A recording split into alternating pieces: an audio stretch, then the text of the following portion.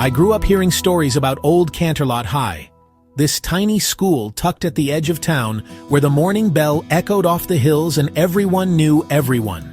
Where the morning bell echoed off the hills, everyone knew everyone. It wasn't fancy, it wasn't big, but it had a heart. People still talk about the way autumn light hit those red brick walls, like the building itself remembered your name. Old Canterlot wasn't a boarding school. No dorms, no lights out, no housemasters doing roll call. And yet, weirdly, parts of it looked like one. Long corridors with evenly spaced doors, old bunks stacked in a side wing, a common room that felt like a lounge from another era. It's the kind of place where, even when it was alive, you could feel history humming under the floorboards. I've seen the photos people post. The trophy case with cloudy glass, the chalk-smudged blackboards, the wooden gym bleachers that left splinters in your jeans. There was a music room that supposedly rattled when the marching band tuned up, and a library that smelled like dust and hand sanitizer and late homework. Teachers taught multiple subjects. The principal doubled as the bus coordinator. If a light went out, the janitor had the ladder before anyone finished complaining. But here's where the story tilts. After consolidation, the big district shuffle, old Canterlot shut its doors. Students got absorbed into a newer campus, and this place stopped. The locks went on. The flags came down. And over time, the school started to look less like a school and more like a dormitory from a ghost story. Long halls, numbered doors, a staircase that goes nowhere. There's a rumor, always a rumor, that the building was originally designed to be a small boarding annex, then pivoted at the last minute. Maybe it was wartime planning. Maybe it was a grant that fell through. Maybe it was just the architect recycling a blueprint.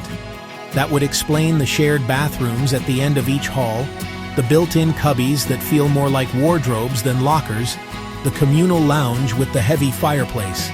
Day school by day, sleeper by design. Walk it now, if you're allowed, with permission, and the place breathes differently. Sunlight slides through broken blinds. An intercom speaker hangs like a loose tooth. A wall clock frozen at 2:17. The gym is a cathedral of scuff marks.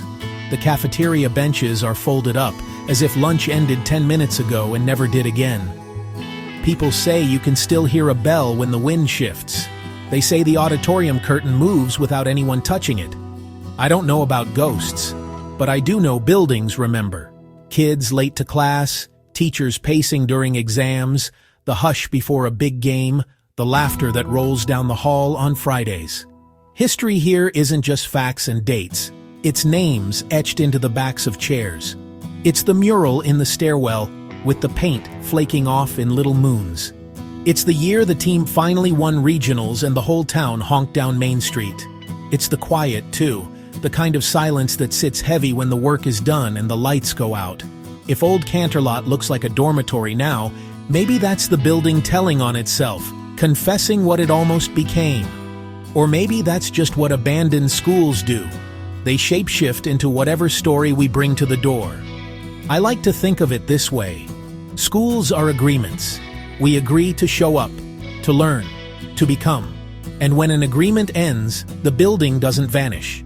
It waits for a reunion, for a new purpose, for someone to turn the key and let the sound back in. So if you ever pass old Canterlot, slow down. Look at the windows. Count the doors. Imagine the morning bell. Not a haunted place, just a paused one. And somewhere inside, under the dust, the future is still finding its way to homeroom.